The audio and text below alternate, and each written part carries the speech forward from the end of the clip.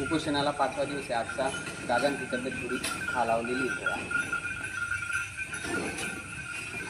हे उपोषण संवैधानिक मार्गानुसार चालू आहे. पण पहिल्याच दिवशी शासनाने दखल घेतली प्रशासनाने, पण शासनाने अजूनपर्यंत काही दखल घेतलेली दिसत नाही. त्यानंतर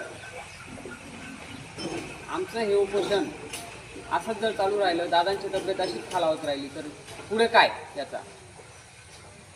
ज्याप्रमाणे शासनाने वसती शाळा यांना न्याय दिला, त्याप्रमाणे आम्हाला बी न्याय दिला गेला पाहिजे.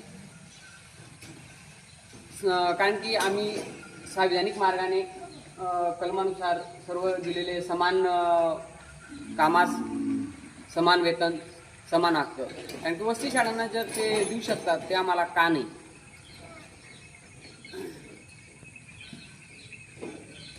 त्यानंतर सार्वजनिक रोजगाराची हमी, सर्वांना रोजगाराची हमी दिलेली आहे, समान हमी दिलेली आहे. व्यक्ती स्वातंत्र्य, व्यवसाय स्वातंत्र्य, अभिव्यक्ती स्वातंत्र्य, सर्वांना स्वातंत्र्य दिलेले आहे.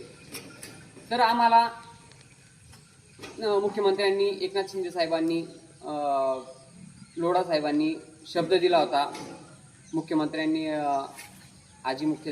मुख्यमंत्र्यांनी शब्द दिला होता, जर तुम्ही 6 महिने त्या आस्थापनेवर काम केलं तर तुम्हाला त्याच आस्थापनेवर कायम करण्यात येईल.